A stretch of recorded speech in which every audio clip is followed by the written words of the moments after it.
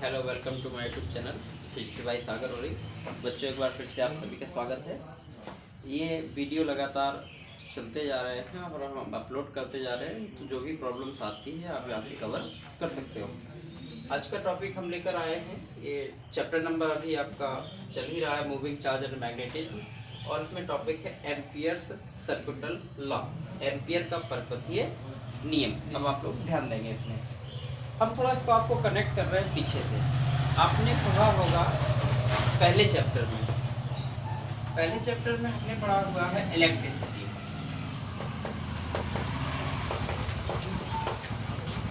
मतलब विद्युत, इलेक्ट्रिसिटी हमने जो पढ़ा हुआ है, इसमें आपने किसको फाइंड किया था? ई को। ई कौन है? विद्युत क्षेत्र, विद्युत क्षेत्र, इलेक्ट्रिक फील्ड। इस इलेक्ट्रिक फील्ड को ज्ञात करने के, इस इलेक्ट्रिक फील्ड को फाइंड करने के कितने नियम पढ़े आपने? एक आपने पढ़ा है कूलाम का नियम, पढ़ो कभी? कूलाम का नियम। और दूसरा, कूलाम के नियम से हम भी इलेक्ट्रिक फील्ड फाइंड कर सकते थे, इलेक्ट्रिक फोर्स भी फाइंड कर सकते थे। उसके बाद हमने पढ़ा है, इसको सरल करने के लिए एक और साइंटिस्ट आते हैं, इलेक्ट्रिक फील्ड को सिंपल केस में लाने के लिए एक और साइंटिस्ट आते हैं जिनका नाम था गॉस।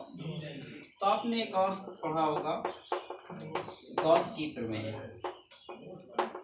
ये दोनों के दोनों मिलकर किस नियम की व्याख्या, किस चीज को फाइंड करते थे? विद्युत क्षेत्र को। तो विद्युत क्षेत्र हम इलेक्ट्रिक फील्ड कूलाम के नियम से भी ज्ञात कर सकते हैं, इलेक्ट्रिक फील्ड हम गॉस थ्योरम से भी ज्ञात कर सकते हैं। इन दोनों का रोल अलग अलग था, लेकिन एक दूसरे से आ जाते थे। तो वही काम अब हम लोग मैग्नेटिज्म में करने वाले हैं। मैग्नेटिज्म में क्या हम लोग क्या निकाल रहे हैं? बी, मैग्नेटिक फील्ड, चुंबकीय क्षेत्र। और इस बी को निकालने के लिए आपने कौन सा नियम पढ़ा है? वायो-सैवर्ट लॉ, वायो-सैवर्ट नियम पढ़े हैं कि नहीं? वायो-सैवर्ट नियम जो dV = μ0/4π sin θ/r²। अच्छा, इस नियम से भी हम लोग क्या याद कर रहे थे? Magnetic field. अब क्या हुआ कि अब हम चीजों को और सरल करना चाहते हैं। हम चाहते हैं कि मैग्नेटिक फील्ड और किसी तरीके से या सिंपल तरीके से निकले। तो इसके लिए एक वैज्ञानिक आते हैं, मैरी आंद्रे एम्पियर, या आंद्रे मैरी एम्पियर। ये बहुत ही जीनियस साइंटिस्ट रहे हैं। ये 12 वर्ष की अवस्था में, केवल 12 वर्ष की अवस्था में ही इनको गणित में महारत हासिल हो गई थी। मैथमेटिशियन, बहुत बड़े मैथमेटिशियन, फिजिक्स का भी बहुत अच्छा नॉलेज, केमिस्ट्री का भी बहुत अच्छा नॉलेज। तो तीनों विषय के ये बहुत बड़े ज्ञाता थे। इनका नाम एम्पियर, इसलिए इन्होंने कुछ नियम वगैरह दिए हैं, बहुत सी चीजें को दी है आपको मैथमेटिक्स में। तो इनके सम्मान में करंट का जो मात्रक रखा गया है, वो क्या रखा गया है? विद्युत धारा का मात्रक क्या होता है? विद्युत धारा का मात्रक जो होता है वो एम्पियर, मतलब करंट का जो यूनिट है वो एम्पियर।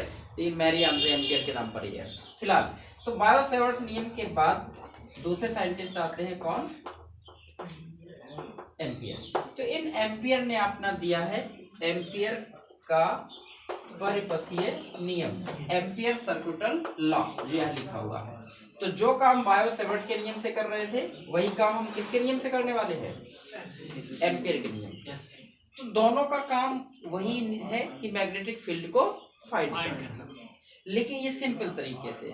तो इस नियम को हम ज्यादातर यूज करते हैं कब? जब सिमेट्री ज्यादा होती है। तो अगर कभी कोई पूछे कि एम्पियर सर्कुटल लॉ कब बेटर रिजल्ट देता है, तो ये आंसर हो जाएगा कि जब सिमेट्री हो, सममिति हो। सिमेट्री क्या? सिमेट्री का मतलब समझ लो, सममित बोलते हैं उसको। सिमेट्री का मतलब होता है वो चाहे जैसे भी देखो हर जगह से एक सा दिखाई दे। जैसे फुटबॉल को कहीं से घुमा के देखिए, कहीं से भी देखोगे हर जगह से एक सा ही दिखाई देगा। जैसे आपका गोल एक गेंद हो, उसको कहीं से भी देखिए सब जगह से वो एक सा ही दिखाई देगा, वो होती सिमेट्री। जैसे ये चाक है, इस चाक को आप चाहे जैसे घुमा घुमा कर देखिए, सब जगह से ये ऐसे सर्कल बेलनाकार दिखाई देगी, सिलेंड्रिकल, है ना? तो ये सममिति होती है। जो हर जगह से देखने से एक सा नजर आए। तो जब सिमेट्री होती है तो एम्पियर का सर्कुलर लॉ सबसे बेस्ट रिजल्ट देता है किसके लिए? मैग्नेटिक फील्ड के लिए। तो बताओ बेटा, तो ये मैग्नेटिज्म, ये इलेक्ट्रिसिटी कौन किसके पैरेलल है, कौन किसके समांतर है? तो जो काम कूलाम के नियम था इलेक्ट्रिसिटी में, वही काम है मैग्नेटिज्म में किसका? Biot Savart. जो काम इलेक्ट्रिसिटी में गॉस की थ्योरम का है, वही मैग्नेटिज्म में काम किसका है? एम्पियर का। तो हमने आपको कनेक्ट कराया है इलेक्ट्रिसिटी से मैग्नेटिज्म में। तो जिस प्रकार से दो नियम महत्वपूर्ण थे इलेक्ट्रिसिटी में, उसी प्रकार से दो नियम महत्वपूर्ण है मैग्नेटिज्म में। तो वही हमारा आज का टॉपिक है, एम्पियर सर्कुलर लॉ। ये फंडामेंटल लॉ है, इसको हम लोग सीख लेंगे। जो फॉर्मूला होता है वो याद कर लेंगे, क्योंकि इसका जो डेरिवेशन है वो आपके सिलेबस में नहीं है, स्टैंडर्ड क्लास में आप पढ़ेंगे उसको। देखो ये होता क्या है। तो कंपैरिजन, थोड़ा बहुत कंपैरिजन समझ में आई आपको, किसको कैसे लिया गया है। तो देखो एम्पियर सर्कुलर लॉ होता क्या है। तो देखिए हमने क्या किया, ये क्लोज्ड कर्व लिया, बंद वक्र, और गॉस की थ्योरम में भी बंद वक्र लेते थे, जिनको गॉसियन पृष्ठ कहते थे आप लोग, गॉसियन सरफेस। और इसमें कहीं पर भी एक मान लीजिए इसकी एक लेंथ, हम छोटे छोटे टुकड़ों को मानते हैं, तो लेंथ क्या हो जाएगी? dl। और इसी की डायरेक्शन में, मतलब इसी का टेंजेंट बनता है कौन? Magnetic field. ये कब बनता है? जब इसमें क्या फ्लो हो रही हो? करंट। ठीक है। और इसको हम छोटे छोटे टुकड़ों में बटा हुआ मान सकते हैं। जब छोटे छोटे टुकड़ों में बटा हुआ मान सकते हैं, तो जब पूरे सिस्टम की वैल्यू निकालते हैं तो क्या करते हैं? उन सबको जोड़ देते हैं। और जोड़ने के लिए हम दो चीजों का इस्तेमाल करते हैं, या तो सिग्मा या फिर समाकलन, इंटीग्रेशन। तो जो काम सिग्मा का वही काम इंटीग्रेशन। तो हमें छोटे छोटे टुकड़ों को जोड़ना, तो क्या लगाएंगे? इंटीग्रेशन। चूंकि ये सर्किट क्लोज है, क्लोज मतलब बंद है, तो ये साइन भी लगा देंगे। तो इसको बोलते हैं क्लोज इंटीग्रल। क्लोज इंटीग्रल का मतलब ये चीज कैसी हो गई? बंद। अच्छा, यहाँ पर कौन कौन सी राशियां दिख रही हैं आपको? डीबी। तो ये छोटा होता है, अब हम ये संपूर्ण निकालने वाले हैं, तो इसको यूनिफॉर्म मान लेंगे। तो मैग्नेटिक फील्ड है उसको यूनिफॉर्म एक समान, तो इसको लिखेंगे केवल बी, तो बी डॉट dl। और ये होता है म्यू नॉट आई। वो आई कौन सी? जो इसने कुल करंट को घेर रखा है। तो यहाँ पर आप नेट भी लगा सकते हो, नेट NET मतलब कुल धारा, कुल करंट। तो ये जो आप फॉर्मूला देख रहे हो, ये फॉर्मूला किसका है? ये है एम्पियर सर्कुलर लॉ। और ये क्या है? समाकलन। देखो आपको थोड़ी सी एक जानकारी दे दूं मैं, कभी भी इंटीग्रेशन में जो डिफरेंशिएशन फॉर्म है, अगर वो dl लगा है तो ये रेखीय कहलाता है। रेखीय समाकलन। कौन सा? समाकलन, लीनियर इंटीग्रेशन। किसी भी राशि के साथ अगर dl की जगह da लगा होता तो हो जाएगा पृष्ठीय समाकलन, सरफेस इंटीग्रल, क्योंकि क्षेत्रफल है ना। अगर यहाँ पर da ना होता, dv होता। क्या होता? dv। तो v क्या है यहाँ पर? वॉल्यूम, आयतन। तो ये आयतन समाकलन हो जाता। समझिए फिर से, लंबाई लगी है तो रेखीय, क्षेत्रफल लगा है तो पृष्ठीय, और आयतन लगा है तो v लगा है तो वॉल्यूम, आयतन समाकलन। तो तीन प्रकार के समाकलन हो सकते हैं, लीनियर, और ये सरफेस इंटीग्रल, और ये वॉल्यूम इंटीग्रल। तो यहाँ पर क्या लगा हुआ है? dl है ना। तो कौन सा इंटीग्रेशन तीनों में से? रेखीय है। ठीक है। इसको हम डिफाइन कैसे करेंगे, परिभाषित कैसे करेंगे? क्योंकि हमें करना क्या है, फॉर्मूला हमने देख लिया, इस फॉर्मूले को देखकर डेफिनेशन बनानी। तो हम लिखेंगे इस नियम के अनुसार किसी बंद वक्र से गुजरने वाला, किसी बंद वक्र से गुजरने वाला चुंबकीय क्षेत्र का रेखीय समाकलन। देखिए चुंबकीय क्षेत्र का रेखीय, और इसको क्या कहते हैं? समाकलन। उस वक्र द्वारा घिरी कुल धारा, उस वक्र मतलब कर्व द्वारा घिरी कुल धारा का μ0 गुना होता है। μ0 का इसमें क्या है? गुणा है। तो गुणा को क्या बोलते हैं? गुणा। एक बार फिर से सुन लीजिए, किसी बंद वक्र से गुजरने वाला चुंबकीय क्षेत्र का रेखीय समाकलन, चुंबकीय क्षेत्र रेखीय और समाकलन उस वक्र द्वारा घिरी कुल धारा का μ0 गुना होता है। ऐसे इसको हम फॉर्मूला देख देख कर याद कर लेते हैं, फंडामेंटल वह याद करना। इंग्लिश में आप क्या कहेंगे कि line integral of magnetic field, line integral of magnetic field for closed path या क्लोज्ड कर्व या closed loop, line integral of magnetic field for closed loop is equal to the μ0 times enclosed the current by the curve.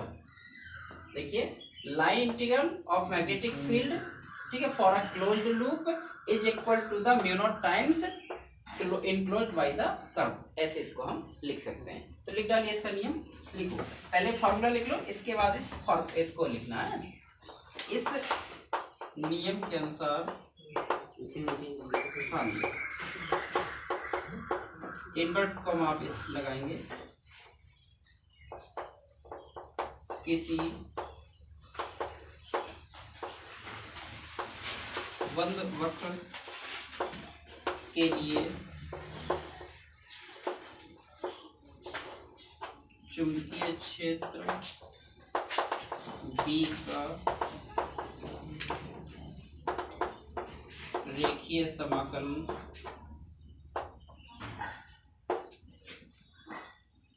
उस वक्र द्वारा घिरी कुल धारा I का μ0 गुना होता है। ये हमारा डेफिनेशन है, इसी को लिख सकते हैं आप, अर्थात वो फॉर्मूला जो ऊपर लिखा है वो हम फिर से लिख दे रहे हैं, vector B dot vector dl equal to μ0 I। ये जहाँ ये I क्या है, बंद वक्र द्वारा घिरी कुल धारा, ठीक है, बंद वक्र द्वारा घिरी कुल धारा। तो ये बेटा जो आप देख रहे हैं ये क्या है, ampere circuit law, very very most important, एक नंबर के लिए, कॉन्सेप्ट तो है ही है अगले डेरिवेशनों के लिए। तो कितना आप लोग इसको तैयार कर लेंगे।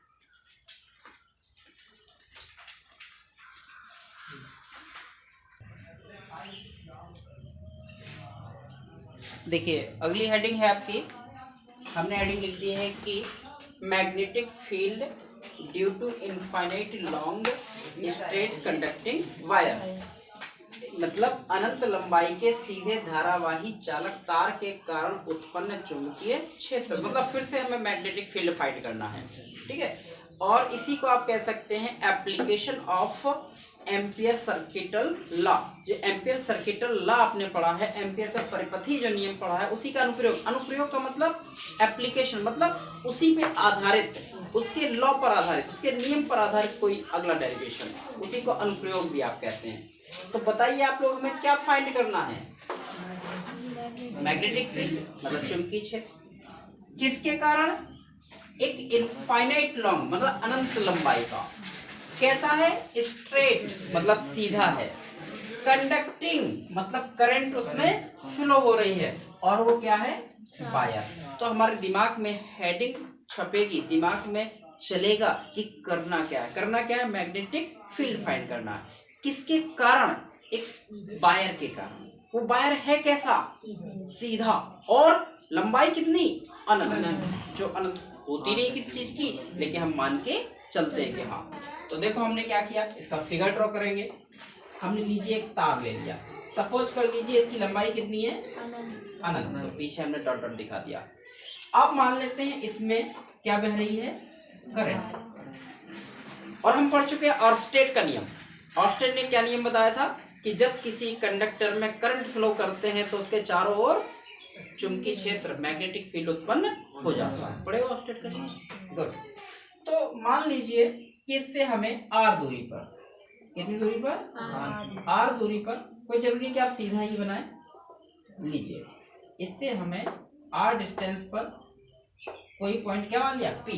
यहाँ पर हमें क्या निकालना है, मैग्नेटिक फील्ड। और आप वैसे भी जानते हैं जब किसी चालक में हम सीधे तार में धारा प्रवाहित करते हैं तो जो चुंबकीय क्षेत्र रेखा उत्पन्न होती है वो कैसी होती है, वृत्ताकार, जिन सभी का केंद्र एक समान होता है। स्टार्टिंग में आपको बताया होगा। तो इस पर हम एक लीजिए, इस पर एक हम क्या करते हैं, वृत्ताकार एम्पीरियन लूप की कल्पना करते हैं या चुंबकीय क्षेत्र रेखाएं हैं। तो यहाँ की लंबाई हम लोग क्या मानने वाले हैं, लंबाई क्या मानेंगे, dl लेंथ। और इस पर जो चुंबकीय क्षेत्र होगा वो टेंजेंशियल होता है, स्पर्श रेखा, और वो चुंबकीय क्षेत्र क्या मानने वाले हैं, b। क्योंकि ये छोटे छोटे टुकड़ों में बटा मान सकते हैं, लेकिन हम पूरे का निकालेंगे तो यूनिफॉर्म मैग्नेटिक फील्ड क्या होगा, b। और एक टुकड़े की लंबाई dl, और किस पॉइंट पर निकाल रहे हैं, P पर। तो अच्छा, और करंट कहाँ की ओर है, ऊपर की ओर। तो मैग्नेटिक फील्ड लाइंस कैसी होंगी, एंटी क्लॉकवाइज, ये हम आपको बता चुके हैं। अगर धारा हम कहाँ बहाते, नीचे की ओर, तो ये करंट कैसा होता है, क्लॉकवाइज। क्लॉक एंटी क्लॉक हम आपको दिखा चुके हैं। और मान लीजिए यहाँ से दिखाते हैं, तो ये व्याख्या लिखी जाती है। तो देखिए क्या लिखेंगे, मानो चित्र में अनंत लंबाई का एक चालक तार है जिसमें कितनी धारा बह रही है, जिसमें धारा आई कहाँ की ओर, ऊपर की ओर प्रवाहित हो रही है। ठीक है, तो मैग्नेटिक फील्ड कैसा, मैग्नेटिक फील्ड लाइंस क्या होगा, एंटी क्लॉकवाइज। अच्छा, अब इससे r दूरी पर क्या बेटा, कोई बिंदु P है, क्या निकालना है आपको, जिस पर B मतलब मैग्नेटिक फील्ड है, क्या करना है, ज्ञात करना। अब हम क्या करते हैं, अब हम R त्रिज्या के एम्पीरियन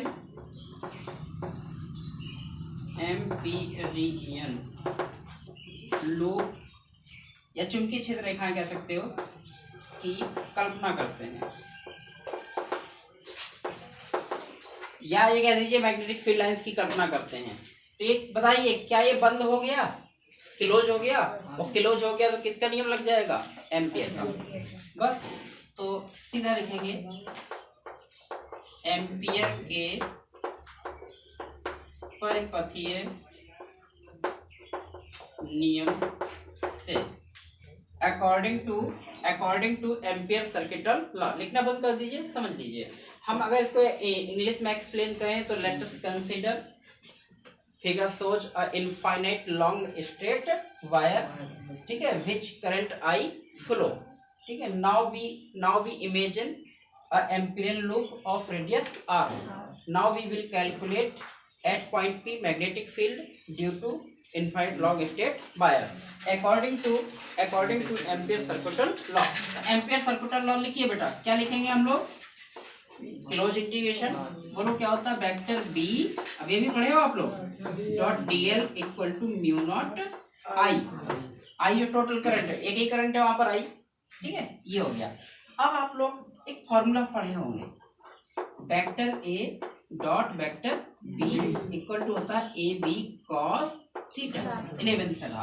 तो बताओ इसका क्या होगा, इंटीग्रेशन, जैसे vector B dot vector dl, A dot B होता तो AB आता है, B डॉट dl हो तो क्या आएगा, B dl cos थीटा। ठीक है ना, इक्वल टू वही रखा रहेगा। अब देखो थीटा किन किन के बीच का कोण है, B और dl के बीच, इन्हीं का तो ये वैल्यू है, तो B और dl। तो देखिए बाई सिमेट्री, जिस दिशा में dl होता है उसी दिशा में b होता है, तो दोनों लीनियर मतलब दोनों पैरेलल हो गए। तो इसमें लिख देंगे बाई सिमेट्री, मतलब सममिति के थीटा यहाँ पर कितना है 0, तो कितना आ जाएगा वहां cos 0, और cos 0 का मान 1 होता है, ध्यान रखिएगा, रखा ये वैल्यू। तो कितना हो जाएगा, अभी समाकलन किस में लगेगा, b में तो लगेगा नहीं, जिसमें बढ़ सकता है, कौन बढ़ सकता है, dl, तो b को बाहर ले लो, समाकलन के अंदर कौन, dl, cos थीटा, तो cos थीटा कितना हो गया, तो उसको छोड़ दे रहे हैं, इक्वल टू कितना, म्यू नॉट आई, इतना ही तो बचा। अब देखो b, ये है dl, dl का इंटीग्रेशन l मतलब कुल लंबाई, किसकी कुल लंबाई, जो एम्पीरियन लूप में है, वो एम्पीरियन लूप किस आकार का है, वृत्ताकार, वृत्त की पूरी लंबाई मतलब सर्किल की पूरी लंबाई, सर्किल की पूरी लंबाई उसकी परिधि होती है, सर्कमफ्रेंस, वो परिधि कितनी होती है 2 पाई, याद है किसी को, कहीं आ चुका है, तो इसका सर्कमफ्रेंस कितना है 2 पाई आर, जितनी इसकी रेडियस हो, रेडियस कितनी है आर, इक्वल टू कितना म्यू नॉट आई, किसका मान चाहिए केवल आपको, बी का, बस यही आंसर है।